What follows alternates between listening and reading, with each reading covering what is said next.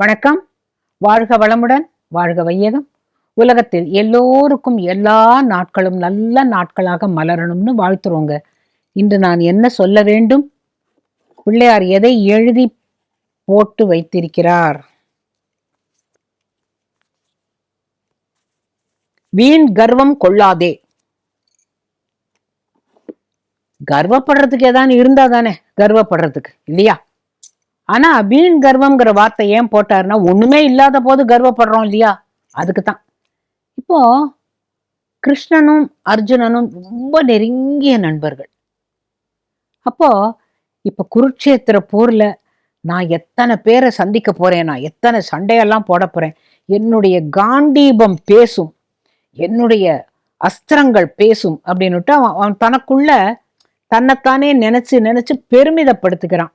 கிருஷ்ணர் என் கூடவே இருக்கார், இருந்தாலும் என் கை வில்லு பேசும், அத்தனை பேரையும் அடிச்சு விட்டுடும் அப்படியெல்லாம் நினைச்சிட்டு இருக்கும் பொழுது கிருஷ்ணர் கேட்கிறார், என்ன அர்ஜுனா நீயா சிரிச்சுக்கிற அப்படின்னு கேட்டபோது, இல்ல பெருமைன்னு நீங்க நினைச்சுக்க கூடாது, இந்த ராமரால கடல் மேல ஒரு பாலத்தை கட்டுறதுக்கு, அவன் பெரிய வில்லாளி இல்லையா, கோதண்ட ராமனாச்சே, அவர் நினைச்சிருந்தா அவரே பாலம் கட்டியிருக்கலாமே, எதுக்கு இத்தனை குரங்குகளை கூப்பிட்டு கட்ட சொன்னார்? எனக்கு இன்னும் புரியவே இல்லை, இல்லையா கிருஷ்ணா? அப்ப கிருஷ்ணருக்கு புரிஞ்சதான், ஓஹோ சரி, நீயா இருந்தா என்ன பண்ணிருப்ப? நானா இருந்தேன்னா சரத்தினாலேயே சர்ரு சர்ரு சர்ரு சருன்னு ஒரு பாலத்தை கட்டி இந்த படைகள் எல்லாரையும் இலங்கைக்குள் போக வைத்திருப்பேன், தெரியுமா அப்படின்னு. ஓ அப்படியா, அதனால என்ன? இதப்ப யமுனை நதி கரையில தானே நம்ம 2 பேரும் நடந்துட்டு இருக்கோம், இந்த யமுனையை அந்த பக்கம் வரைக்கும் உன்னுடைய அம்பினால் ஒரு பாலம் கட்டு முடியுமா? இது என்ன கேள்வி? சரப்பாலம் அமைக்கிறேன் அப்படின்னு சொல்லிட்டு சரம் அப்படி எடுக்கிறான் எடுக்கிறான் எடுக்கிறான் எடுக்கிறான், ஒரு சரம் அப்படி கோத்து அப்படி அப்படி கோத்து அப்படி கோத்து அப்படி கோத்து சரத்தினால் பாலம் அமைத்து பார்த்தீர்களா?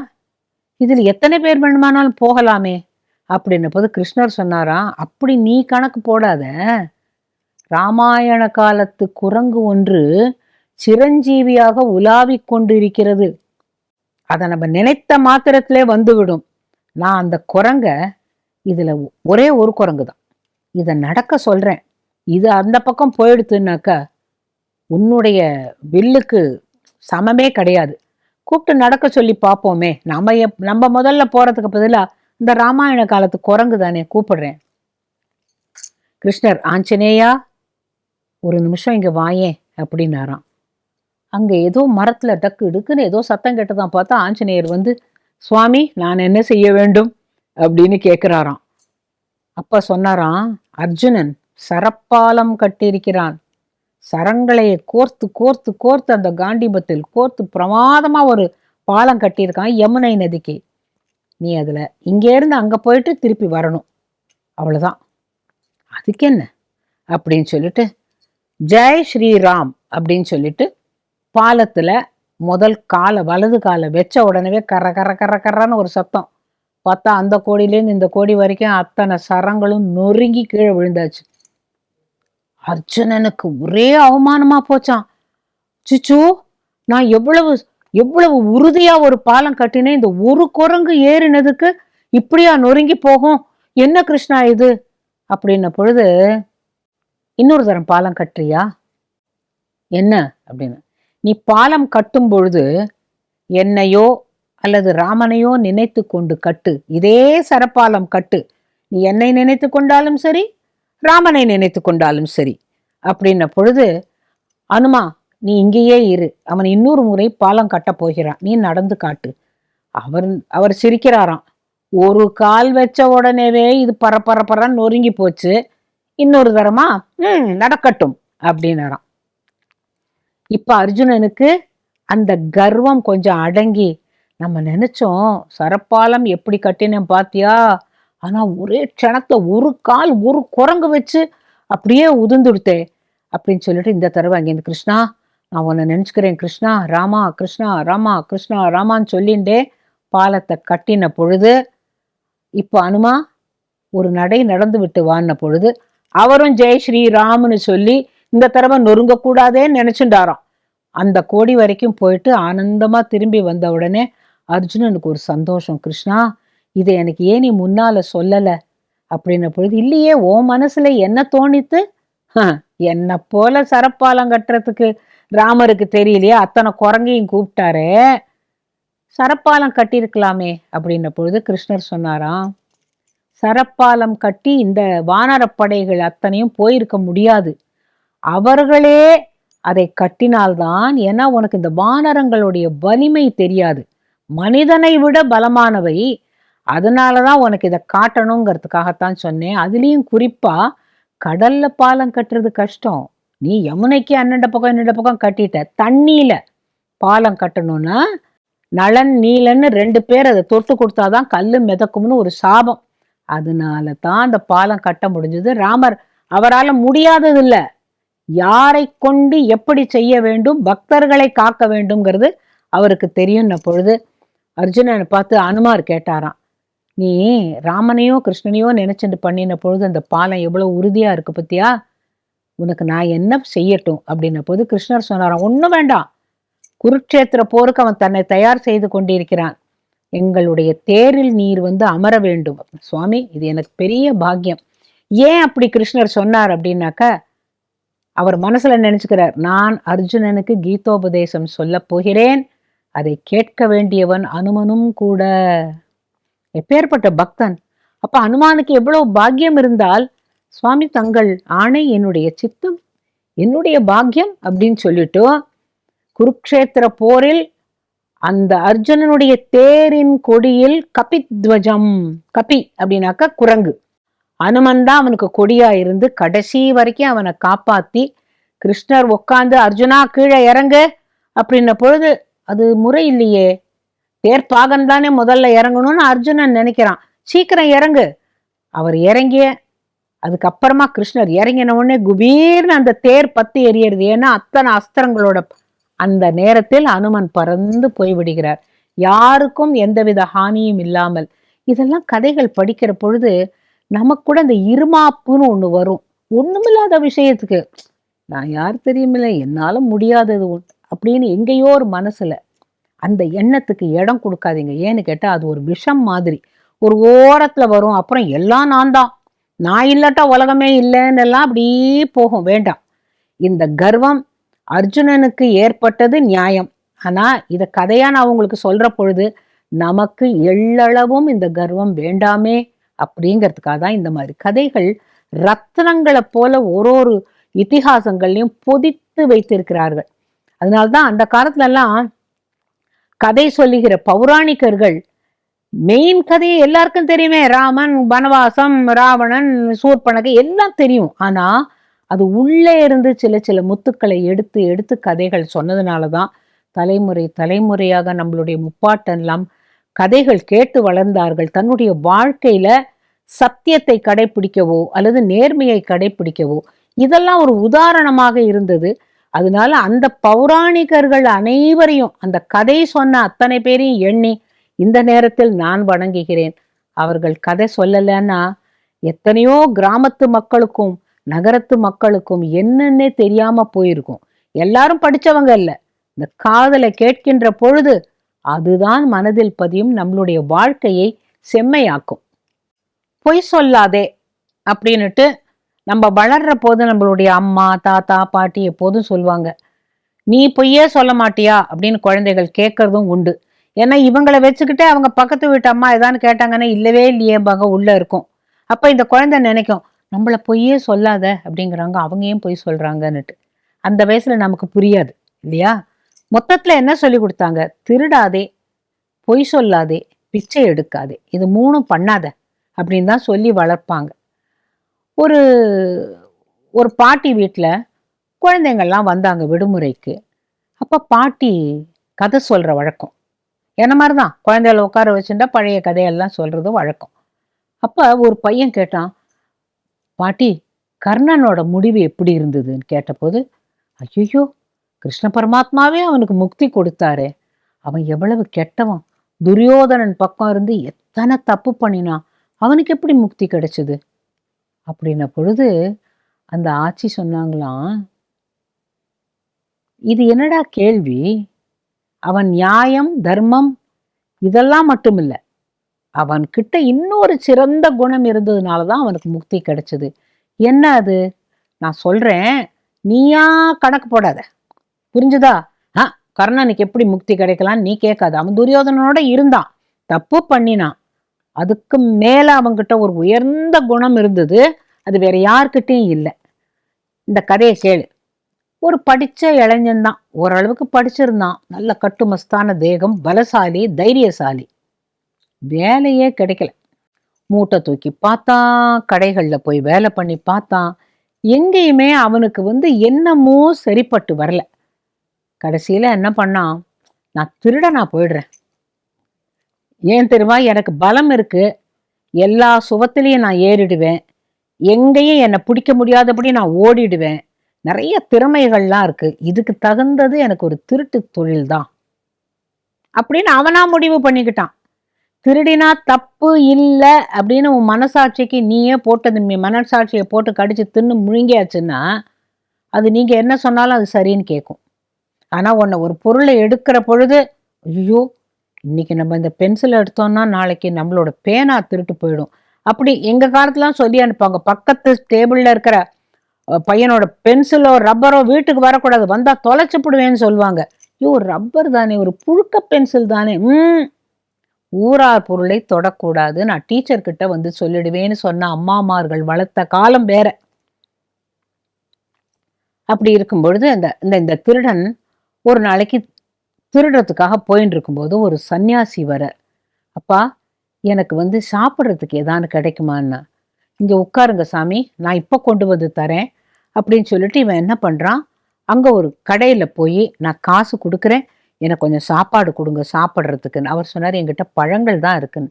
இந்த காசை வச்சுக்கோ, நான் உங்ககிட்ட இதுவா கேட்கல அப்படின்னு பழங்களை கொண்டு அவர்கிட்ட கொடுத்த போது இவனே உரிச்சு அந்த சன்னியாசிக்கு கொடுக்குறான். ஆரஞ்சு பழம் எல்லாத்தையும். அவர் ரொம்ப சந்தோஷமா சாப்பிட்டுட்டு, எப்பா உன் வேலை என்னப்பா, எங்க வேலையா இருக்கேன்னு. நான் திருடன். ஐயோ நான் திருடன் கையாலேயா ஒரு பழத்தை வாங்கி சாப்பிட்றேன், எனக்கும் அல்லவா திருட்டு புத்தி வரும். அவன் கேட்டானா, அது எப்படி சாமி, நான் திருடன், ஆனா நான் கொடுக்குற பழம் எப்படி உங்களுக்கு திருட்டு வரும்? இல்லையப்பா, நீ எந்த மனசுக்காரனோ அதே தான் எனக்கும் வரும், உன் கையால நான் சாப்பிடக்கூடாதுன்ன பொழுது, சரி எனக்கு வாழ்க்கைக்கு பயன்படக்கூடியதாக ஒரு நல்ல உபதேசத்தை சொல்லுங்கள். ஒரு காரியம் பண்ணு, பொய் சொல்லாத. அது எப்படி சாமி? திருடு, ஆனா பொய் சொல்லாத. இப்ப நான் கொடுத்த பழம் உங்களுக்கு பரவாயில்லையா? ஏன் நீ திருந்தறதுக்கு ரெடியா இருக்கியே, நான் எடுத்துக்கிறேன், நீ பழத்தை உரிச்சு கொடுக்குறான். அவன் ரொம்ப ஆசையா பழத்தெல்லாம் உரிச்சு கொடுக்குறான். அவன் சொல்றான், உனக்கு நல்ல வாழ்வு அமையட்டும் அப்பா, உன்னுடைய புத்தி நல்லபடியாக அமையட்டும் அப்பான்னு சொல்லிட்டு அவர் போறார். ஏன்னா பழத்தெல்லாம் உரிச்சு கொடுத்த ஒரு அன்பு. ஒரு நாளைக்கு இவன் பார்த்துட்டு இருக்கான், இந்த அரண்மனைக்குள்ள போய் திருடினா நிறைய திருடலாம், எனக்கோ தெரியும் சுவர் கிவரெல்லாம் ஏறி குதிச்சு போயிடுவேன், ஆனா உள்ள பொக்கிஷ அறையெல்லாம் எங்க இருக்குன்னு தெரியாது, திருடினா பெருசா திருடணும், சும்மா இந்த பெட்டி தெஃப்ட் எல்லாம் வேண்டாமே அப்படின்னு நினைக்கும் பொழுது அங்க இன்னொருத்தன் வரான் இவனை போலவே. அவனும் பதுங்கி இதுங்கி வரதை பார்த்த உடனே இவன் கொஞ்சம் ஓரம் கட்டி, நீ யாரு நீ அப்படின்னு கேட்குறான். இவன் பெரிய அதிகாரி மாதிரி. அவன் சொல்றான், நான் ஒரு திருடன் அப்படின்னு. ஓ எங்க வந்தேன்னு? அரண்மனைக்குள்ள போய் திருடலான்னு நான் வந்தேன். ஏய் நான் கூட அரண்மனையில போய் திருடலான் தான் வந்தேன், உனக்கு அரண்மனையோட அந்த இடங்கள்லாம் தெரியுமா? எனக்கு தெரியும், இப்படி ஏறி குதிச்ச உடனே நான் அரண்மனைக்குள்ளெல்லாம் போயிருக்கேன், ஏறி குதிச்ச உடனே வலது கை புறத்துல பொக்கிஷ அறை இருக்கும், அங்க போய் எதையானு எடுக்கலாம் அப்படின்னு சொன்ன போது இவன் என்ன சொல்றான், நீ போறியா நான் போறியா, நீ இங்கேயே இரு, யாரான்னு நான் குதிச்ச உடனே பொருட்கள் எல்லாம் நீ வாங்கிட்டு நம்ம 2 பேரும் பகிர்ந்துக்கலான்னுடுறான். இந்த திருடன் என்ன பண்றான், சரி நல்லதா போச்சு, ஆனா எனக்கு இடம் தெரியும், நீ இப்படி ஏறி குதிக்கிற, அங்க அரண்மனை அந்தப்புறம் வரும், அங்க ஒரு சின்ன குளம் இருக்கும், அதெல்லாம் வலது கை பக்கமா போனேன்னா பொக்கிஷ அறை இருக்கும், அங்க போ, அங்க ஏதானு இருந்ததுன்னா பாரு, ஆனா உனக்கு எனக்கும் சரிபாதி, ஏமாத்தக்கூடாது. இல்லை இல்லை இல்லை, நான் அங்க போய் கரெக்டா நான் பார்த்து எடுத்துட்டு வரேன்னு சொல்லிட்டு நீ சொன்னபடியே போறேன் அப்படின்னு சொல்லிட்டு ஒரு கயத்தை கட்டி அது வழியா ஏறி அங்க உள்ள குதிச்சு அந்த புறத்துக்கு வழியா போய் அந்த வலதுகை பக்கம் போன உடனே இவன் இன்னொன்னும் சொல்றான். இந்த பொக்கிஷ அறை சாவி அது பக்கத்துல ஒரு பிறையில ஒரு இறைவன் படம் இருக்கும், அதுக்கு அடியில இருக்கும். உனக்கு எப்படி தெரியும்னு, நான் அரண்மனையில வேலை பார்த்துருக்கேன், இப்பதானே நான் திருடான் அப்படின்னு உடனே அவன் சரின்னுட்டு போறான். போய் அதே போல சாவியை எடுத்து பொக்கிஷ அறையை திறந்து அந்த கஜானாவை திறந்தால் நிறைய பொருள்கள் காசு கீசு எல்லாம் இருக்கு. அங்க பார்த்தா 6 பெரிய பெரிய வைரங்கள். இது போருமே நமக்கு, இதை எடுத்தா லைஃப் லாங் நமக்கு நல்ல சொத்து கிடைக்கும்னு சொல்லிட்டு பாக்குறான். 6 வைரங்கள் இருக்கு. இவன் என்ன பண்றான், ராஜா பாவம், ராஜாக்கு 2 வைரத்தை வச்சிருவோம், 4 வைரம் எடுத்துப்போம், எனக்கு 2 அவனுக்கு 2 அப்படின்னு சொல்லிட்டு அதை நல்லா இடுப்புல முடிச்சு கட்டிண்டு கஜானாவை மூடிட்டு அதே மாதிரி சாவியை கொண்டு சாமி படத்துக்கு அடியில வச்சுட்டு ஓசப்படாம வந்து இந்த மதில் சுவத்து மேல ஏறி கயத்து வழியா கீழே இறங்கின உடனே என்ன கிடைச்சது அப்படிங்கிறான். 6 வைரம் இருந்தது, நான் 4 வைரம் தான் எடுத்தேன், 2 ராஜாக்கு வச்சுட்டேன், உனக்கு 2 எனக்கு 2 அப்படிங்கிறான். ஏய் பொய் சொல்லலையே நீ வேணா என்னை சோதனை பண்ணி பார்த்துக்கோ, நான் தான் பொய் சொல்றது இல்லைன்னு சொன்னேனே. எப்போ சொன்னேன்? இல்லை, நான் ஒரு முனிவருக்கு எங்க ஊருக்கு வந்தார், அவர்கிட்ட எனக்கு ஏதாவது உபதேசம் பண்ணுன்னு. நான் நினைச்சேன் திருட்டு தொழிலை விட்டுருன்னு சொல்லுவாராக்குன்னு. அவர் அப்படியெல்லாம் சொல்லலை. அவர் என்ன சொன்னார், திருடு அது உன் தொழில், ஆனா பொய் சொல்லாத, அதுதான் மகா பாவம்னு சொன்னார். நான் பொய் சொல்ல மாட்டேன், இந்த பார் என்னுடைய முகவரி எழுதி தருகிறேன், உனக்கு ஏதான் சந்தேகம்னா என் வீட்டுக்கு வா, நம்ம 2 பேரும் அங்க பேசிக்கலாம், இங்க ரொம்ப பேச வேண்டாம், இந்தா உனக்கு 2 வைரம் எனக்கு 2 வைரம், நான் வரேன், என்னுடைய முகவரி கொடுத்துருக்கேன், அடுத்த முறை எங்கேயான தேட்டை போடணும்னா என்னை கூப்பிடு அப்படின்னு சொல்லிட்டு இவனும் போயிட்டான் அவனும் போயிட்டான். அந்த இன்னொரு திருடன் யோஜனை பண்றான், என்னடா இது, ஒரு திருடன் இவ்வளவு நேர்மையானவனா எப்படி இருக்க முடியும்? மகாராஜாவாகிய எனக்கே திருட்டு வைரத்தில் 2 கொடுத்து விட்டானே, அவன் இல்லை ஒன்றுதான் எனக்கு கொடுத்துருக்கலாமே, அப்ப இவன் நேர்மையானவனா இருக்கான். சரி, இவனை என்ன பண்ணலாம் பார்க்கலாம், இவனுக்கு தகுந்த தண்டனை தரணுமே சொல்லிட்டு ராஜா ஒரு மாதிரி ஆடி போயிட்டான். அடுத்து நான் காலம்புற சபை கூடியது. அப்ப என்ன பண்ணாராம், மந்திரி நம்மளுடைய கஜானாவில் எல்லா பொருட்களும் சரியாக இருக்கிறதா பாருங்கள், அதில் 6 வைரங்கள் இருந்தது, இருக்கிறதா என்று பார்த்து வாருங்கள் அப்படின்ன உடனே மந்திரி உத்தரவு அரசே அப்படின்னு சொல்லிட்டு அங்க திறந்து பார்க்கிறார். பார்த்தாக்கா 2 இருக்கு, 4 களவு போயிருக்கு, 6ன்னு சொன்னார் இல்லையா, இந்த 2 நான் எடுத்துக்கிட்டேன்னா அரசனுக்கு என்ன தெரிய போகிறது, எல்லாமே திருட்டு போய்விட்டதுன்னு என்று சொல்லலாம் சொல்லிட்டு அவர் எடுத்த அழகா உள்ளுக்குள்ள போட்டு வந்து, அரசே அதில் நீங்கள் என்ன சொன்னீர்கள், 6 வைரங்களா, 6 வைரங்களும் காணவில்லை அப்படின்ன உடனே அரசனுக்கு கோபம். ஓ, அப்ப நேற்று வந்தவன் பொய் சொல்லி விட்டான், அவனுடைய முகவரி என்கிட்ட இருக்கு, ஏய் இந்த முகவரியில இருக்கிற ஆளை போய் கூட்டுண்டு வா அப்படின்னு சொன்ன உடனே அவங்கேந்து வரான். சொல்லுங்க அரசே, திருடினாயா? ஆம். எப்படி திருடினாய்? என்னோட இன்னொரு திருடன் வந்தான், அந்த திருடன் தான் வழி சொன்னான், எனக்கு எளிதாக போய்விட்டது, பொக்கிஷ அறையை திறந்தேன், 6 வைரங்கள் இருந்தது, மிக பெரிய பெரிய வைரங்கள், மற்ற எதையும் நான் தொடவில்லை, நான் 2 வைரங்கள் வைத்து கொண்டேன், அந்த கூட வந்த திருடனுக்கு 2 வைரம், ஏனென்றால் நான் சொன்னேன் நான் பொய் சொல்ல மாட்டேன் என்று, பாக்கி 2 என்ன செய்தாய், அது அரசனுக்கு இருக்கட்டும், நியாயம் இல்லை, நம்மளோ திருடுறோம், அந்த அரசனுக்கும் 2 எனக்கு 2 அவனுக்கு 2ன்னு ஒரு கணக்கு போட்டேன்னு உடனே அப்ப அந்த அவன்கிட்ட கொடுத்தியே அந்த வைரம் இதோ இருக்கு பாருன்னு வைக்கிறான் அரசன். ஐயோ அரசே, உங்க கையில எப்படின்னு? நான் தான் அந்த திருடன், உன் கூட வந்து வழிகாட்டினேனே நான் தான், இந்தாங்க நான் எடுத்த வைரம். அப்ப அந்த பாக்கி 2 எங்க போச்சு? இப்ப அமைச்சருக்கு திருடனுக்கு தேள் கொட்டினாப்புல ஆச்சு. அவர் என்ன நினைச்சார், 6ம் போச்சு, அந்த திருடன் மேல பழி போட்டுடலாம்னு நினைச்சார். கடைசியில இந்த அரசனும் அந்த திருடனுமே கூட்டு களவாணிங்கிறத மாட்டின்ற உடனே அமைச்சரை கேட்கிறார், அமைச்சரே உம்மை நம்பி நான் கஜானா சாவியையே ஒப்படைத்திருக்கிறேனே, நீர் அந்த 2 வைரத்தையும் என்ன செய்தீர்கள்னா, இதோ மன்னா நான் வைத்திருக்கிறேன், என்னை மன்னித்து விடுங்கள். என்னால உன்னை மன்னிக்கவே முடியாது. இவன் திருடான், ஆனா பொய் சொல்ல மாட்டேன்னு ஒரு சத்தியம் பண்ணியிருக்கான். அந்த சத்தியத்திற்காக என்கிட்ட என்ன சொன்னான்னா, நான் 4 தான் எடுத்தேன், 2 அரசனுக்கு இருக்கட்டும். ஐயோ பாவம், தப்பு இல்லையா அப்படின்ட்டு 2 அரசனுக்கு வச்சான். தனக்கு 2 எனக்கு 2 கொடுத்தான். நான் தான் அரசன்கிறது அவனுக்கு தெரியாது. தெரிஞ்சிருந்தா அவன் திருடி இருக்க மாட்டான். இருந்தாலும் நேர்மையானவன். ஆகையினால் உமக்கு இங்கே வேலை இல்லை, நீர் போகலாம் அப்படின்னு சொல்லிட்டு இவனை, நீ படித்திருக்கிறாயா? படித்திருக்கிறேன், வேலை கிடைக்கவில்லை, மூட்டை தூக்கினேன், எல்லாம் பண்ணினேன், எனக்கு நல்ல வேலை கிடைத்தால் பொய் சொல்லாமல் உண்மையோடு வாழ்வேன். உடனே இன்னைக்கோட திருட்டு தொழிலுக்கு நீ முடுக்கு போட்டுரு, உன்னை நான் என்னுடைய அமைச்சராக்குகிறேன், நீ எல்லாவற்றையும் மிகவும் சிறந்தவனாக கவனிப்பாய், ஏனென்றால் பொய் சொல்ல மாட்டாய். அவன் அப்படியே அரசனுக்கு காலில் விழுந்து கும்பிட்டுட்டு சொன்னான், அரசே, நீர்தான் அந்த கூட வந்த திருடன் தெரிஞ்சிருந்தாக்க நான் அங்கேயே நடுங்கி போயிருந்திருப்பேன். நீங்க ஏன் காட்டிக்கல அப்படின்ன பொழுது, இல்லை இல்லை, நான் நகர்வலத்திற்காக வந்தேன், இந்த தடவை தனியா வந்தேன். வந்தபோது உன்னை பார்த்த உடனே நீ திருடன்னு சொன்ன உடனே நானும் திருடன்னு சொல்லிட்டேன். உண்மையில அது என்னுடைய நோக்கம் அல்ல. நானும் திருடன் என்று சொன்னதற்கு காரணம், நீ என்னதான் செய்கிறாய் பார்க்கலாம் என்று.